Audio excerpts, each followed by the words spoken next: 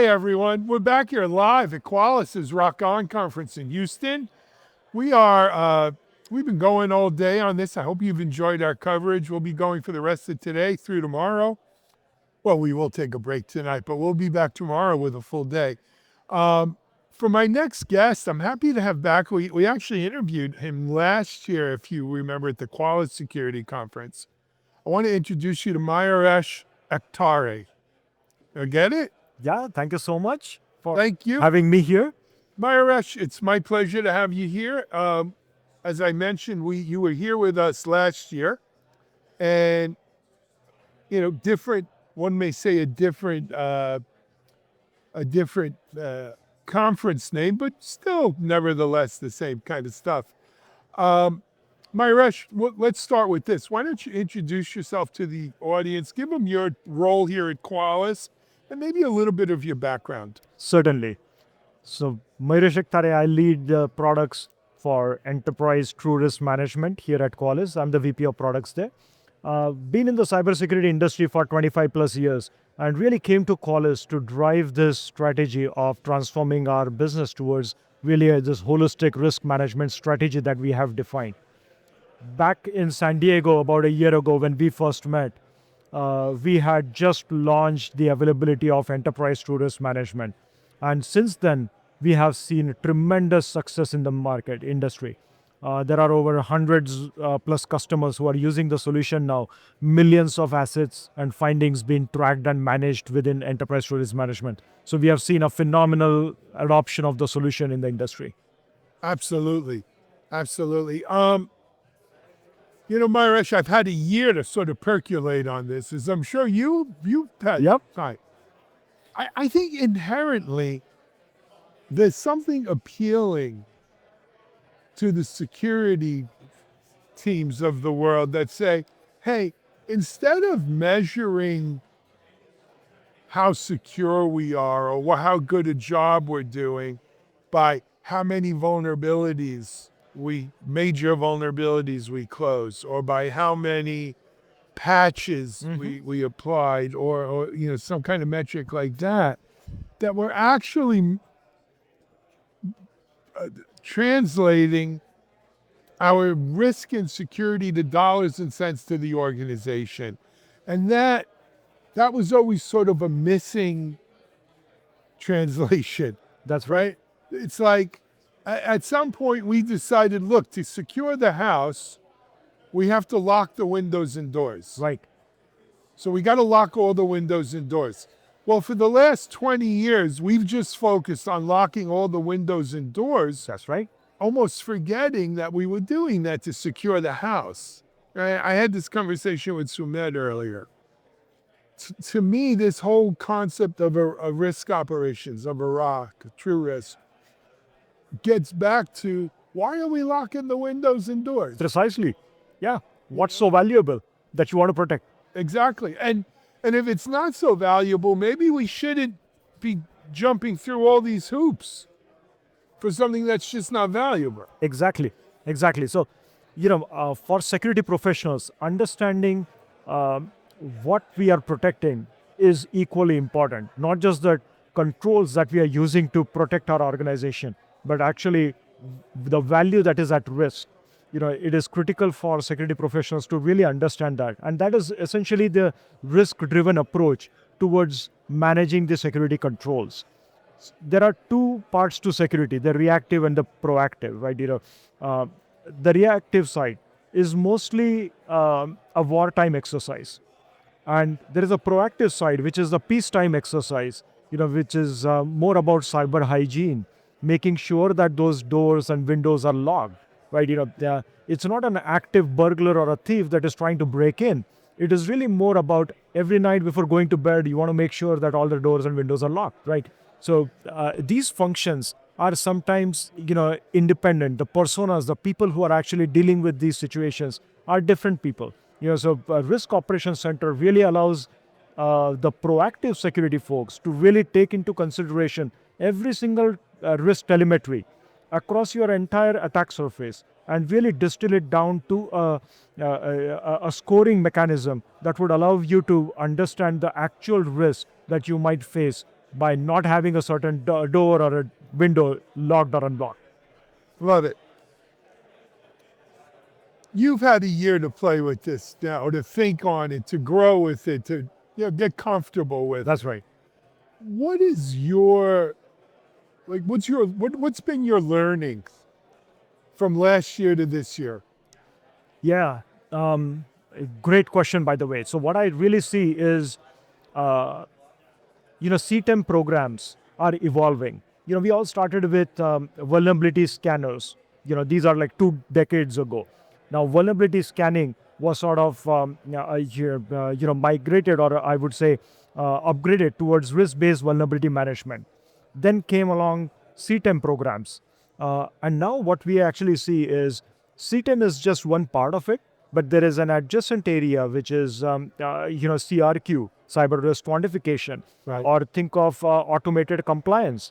Those are all coming under the same umbrella, right? And Risk Operations Center sort of provides that function, a single pane of glass to support all of these different use cases.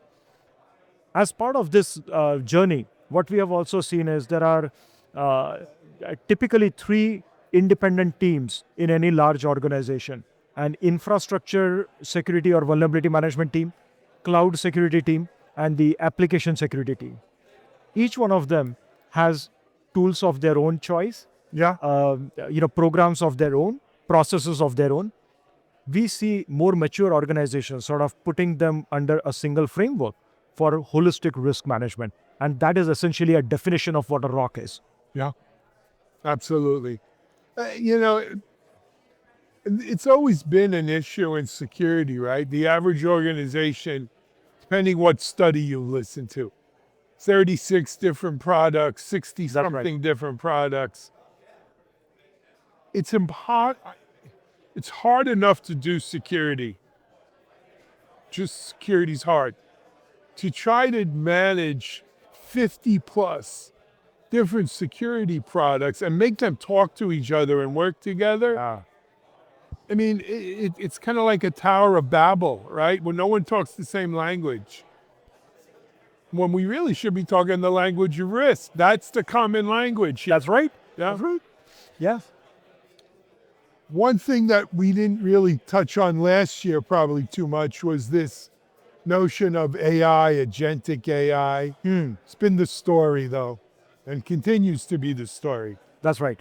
So, agentic AI capabilities are also pretty rapidly evolving. The fuel for agentic AI is really the data.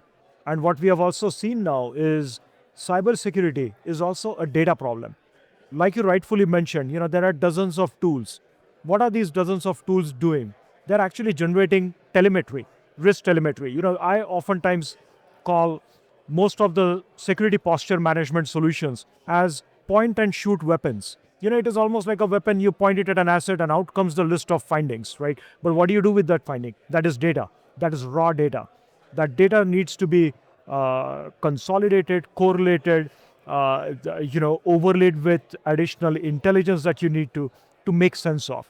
And we really see now such aggregated data set as almost like a digital twin of customers' infrastructure that you can use for querying, so that next time you have a celebrity vulnerability, you're not chasing 10 different dashboards, exporting data, correlating them to understand the exposure, but you already have this centralized inventory, not just of your assets, but the risk telemetry as well, which can be deployed to understand the exposure.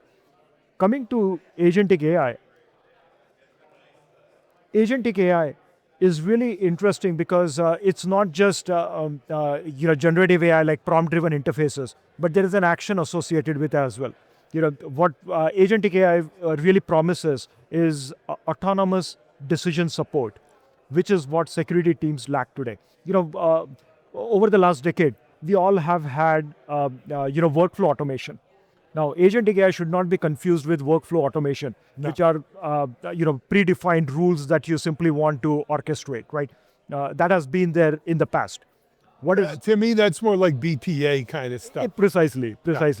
With agentic AI, what we are actually bringing to the front is autonomous decision support with ever-changing threat landscape with newly discovered findings and vulnerabilities, are these cyber risk agents in a position to make a decision and suggest a remediation strategy that you can implement at scale so that you're not employing humans to really match the speed of detections, right? As opposed to having cyber risk agents actually perform some of these tasks, offload it to the AI assistants, and really have humans focus on those advanced critical areas that agentic AI is unable to process. I love it. I love it. Just want to look at our notes here, Mayuresh, to make sure we've covered. I think looking at this, I want to return back to ROC. Look, it's new. It's a new concept. Well, it's an old new concept, right? Risk management. But you're asking companies to change. Change is never easy, Never easy. right? So how are, like when you talk to customers, how are they operationalizing this change? Right? They may buy in. It sounds great. I'd like to do it, but how do I get there? Yeah. So, great point, by the way. So, in theory, it all sounds great. But also, what's happening behind the scenes is that customers were all trying to implement a ROC without calling it a ROC. Right. Right. I haven't seen a single Fortune 500 that do not have a cybersecurity data lake. What they do is they manually export the data from each one of those cybersecurity posture management tools, dump it into the security data lake, try to stitch it somehow, and these activities are all performed manually, right? So it's not like a ROC didn't exist in the concept. It is now that Qualys is actually bringing it to the forefront that you really don't need to build this in-house on your own, right? In a cybersecurity data lake. But time has come for a commercial solution to really address this burning need in the industry, to consolidate the data, make these tools speak the same language, and really make sense of this fragmented data that resides in our organizations. Like I was mentioning earlier, 3 programs: vulnerability management, cloud security, and application security. These are all coming together. And these 3 programs actually employ dozens of tools. Just take into consideration application security. You've got static code analysis, SCA, infrastructure as code, dynamic code analysis, pen testing tools, right? So this is an ever-growing number, right? And how do you make sense of it? Because a vulnerability in a code will eventually make its way into production, and that production application is going to be deployed on a server somewhere.